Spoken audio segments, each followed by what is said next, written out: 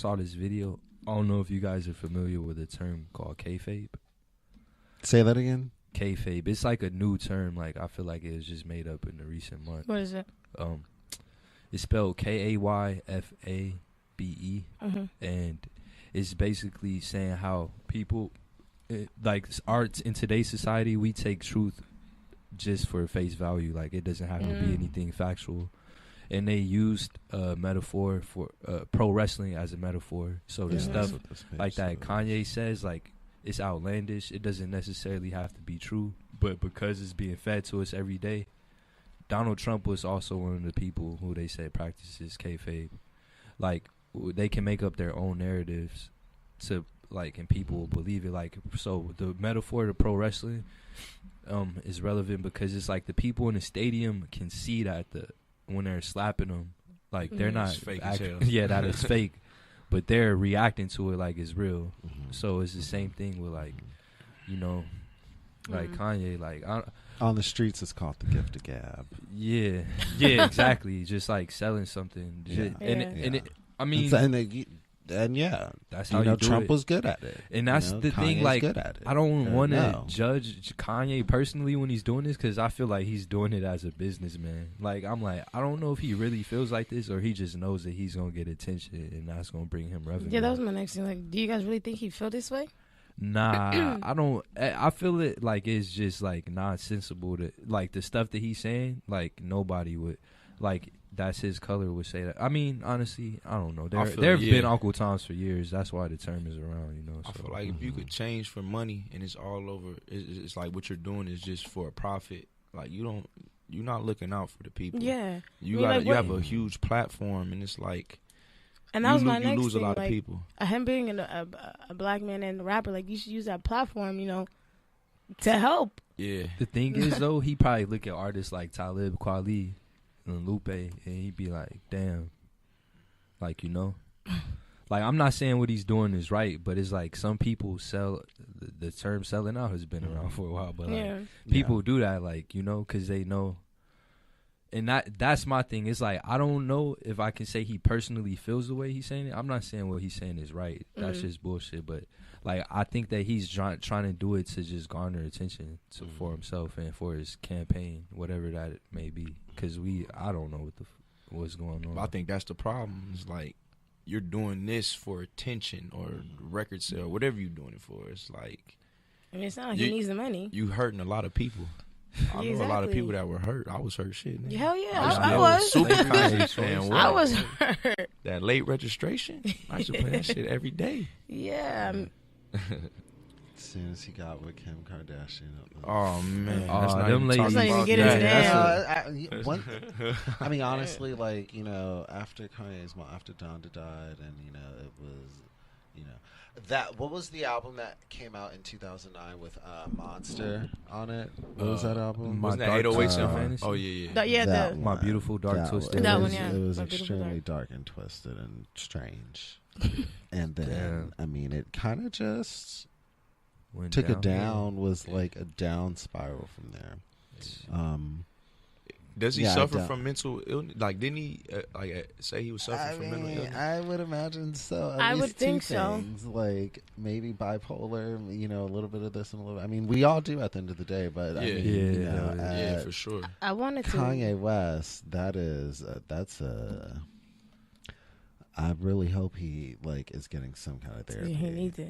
Did y'all see that Trump rant? Like when he met with Trump? Yeah. Like that. Yes. That was sad. Like that was hard to watch. Like I felt embarrassed for him. Like a few weeks ago. You know what I mean? Yeah. Like I don't even think Kim was on board with him on that.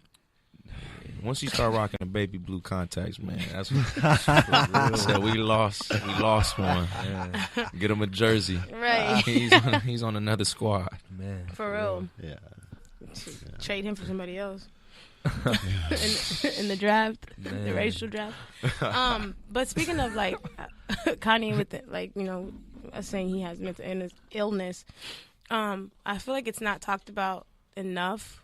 Mental illness within the Black community, especially amongst men. I feel like a lot of the time they try to ignore it. You know, growing up, most most black men, you know, you guys are black men, so, you know, you grow up. Men and women. Like, yeah, but, men and women, but yeah. only reason I'm focusing on men because they're men. Yeah. But, I mean, you guys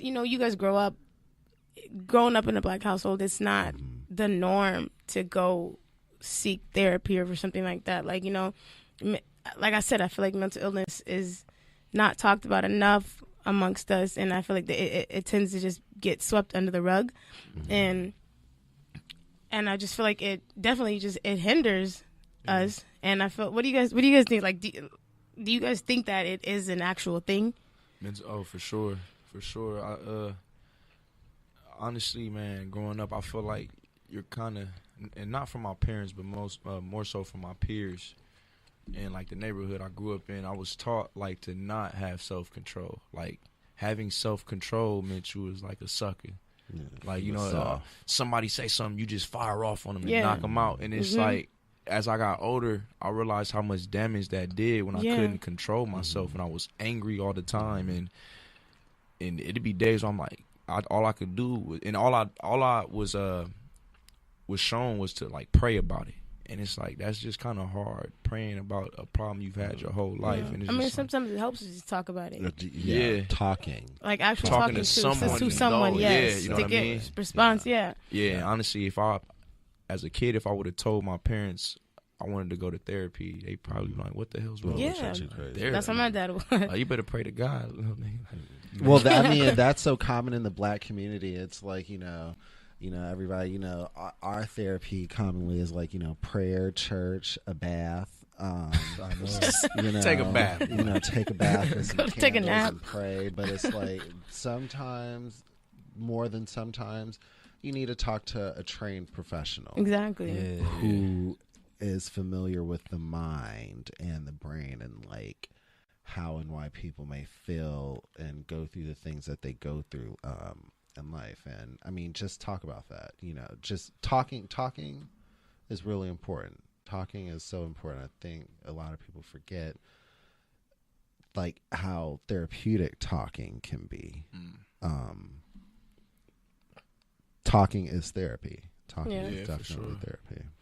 And you know, I just feel like a lot of the times your environment, where you grow up affects you mentally. Like, you know, there's people out here, you know, fortunate for me, you know, I haven't seen that, but like I can't speak on other people who live in these neighborhoods where they walk outside and see somebody get shot and that's the norm to them. Like they're numb to that. Like I feel like that's crackheads in the neighborhood or something like that. Yeah, just like that's out, liquor stores on every corner. Seeing stuff like that. Like I feel like that is you need to go to therapy and talk to somebody about that. Like, no, definitely. I feel like people of color just have been through so much that it's just mental illness is like ingrained in all of our families. Like I just know for me personally and the woman I'm dating now, just like being around her family and then she'll have to like give me certain disclaimers like, oh, you know, they might, you know how you're dating somebody, like I don't want them to think my family's weird. Yeah. And then when she came to visit my family, I had to do my disclaimers like, oh, you know, this is the same thing. I think you don't feel so bad because it's like, oh, you know, you got some shit, I got some shit. So, But yeah, I really feel like it's just definitely relevant and it will probably continue until, you know, society decides to treat everyone fairly. Yeah. Or until, like, you know, society, you know, decides that this is a real thing that affects us mentally. It's like, you know, we've been through a lot as black people, and one way or another it's made us strong, but like, you know, we're not that strong. It's like, you know, we go through shit too. We experience and feel pain just like it everybody definitely else, needs to be recognized. You know? Yeah, exactly. And like you said though, like I just feel like it's to the point where again, back especially with men, that you going to therapy, you soft. Yeah. You know, you don't go to therapy like these guys, like black men are taught like, you know, don't talk about it, like, you know, exactly like you said, like, you know, somebody say some shit, some crazy shit. Don't talk about it. Fire off and get physical. You don't talk about your feelings. Like, to go back on it, at least you know, be like, well, fuck you, and like, you know, without hitting or some shit like that. No, I work at a school, man, and like it kind of just brings me back to reality. And sometimes when I tell them like have self-control, and they'll look at me like, what, self-control? And it would bug me to why they didn't they couldn't see the bigger picture, or why they didn't understand 4th and 5th grade. So it's just something I feel like is taught at home, maybe taught in the neighborhood. I feel like we could reach them through music, just through starting incentive programs, anything, something to where we can just open the young kids up to realizing that you don't have to look tough and be all tough, that you can be understanding and have self-control and talk in a certain way, the way you hold yourself. You know what I mean? But I think that's what we need to do. I mean, I definitely think it's important for like young black men to see somebody like older like us, like, you know, at least doing decently in the world, and be like, you know, okay, it's like, okay, you know, I think he cool, you know, whatever. Yeah, if he can do it, I can do it. You know, it's like that. Especially somebody like yourselves. Like, I'm not a rapper or whatever, but like, you know, y'all are tight compared to me, so like I mean, I definitely think like that, you know, it's like the old saying is you gotta feed them the medicine through the candy, and it's like, you know, that right there is like really important. How important do you guys think it is as rappers to use your platform? I think that's everything. Like, honestly, that's the only reason why I do it. I don't glorify any negative. I don't we uplift any negative situation. That's why we do this podcast. Any negative situation, uplift. And it's not to judge anybody else's music. And it's, I know it's sometimes labels pushing a certain topic, rap about this, but it's just hard for me to respect music that's talking about killing. Like, even though I remember my first time listening to that 50 Cent Get Rich or Die Trying, I studied that album. I love that album. I studied that album. And like, I would listen to it before games, and man, what? What? We don't play that. We don't play around. Like, just, I remember listening to that, and that was like that was the first album like I dissected, and how angry I would feel like during the game, like, we about to go kill these niggas. Like, you get what I'm saying? You definitely speak and move through people in music. So I feel like it's so important. It's a gift, and that's what I look at it as. It's a gift that has been given to me, and that I have to let it shine no matter who wants to hear it. And if they don't accept it, you keep tapping at that door, and then you kick it through one day, and it's gonna reach somebody. It's gonna hit somebody. Yeah. To piggyback off of that, I think it's definitely important to like talk about positive things as an MC.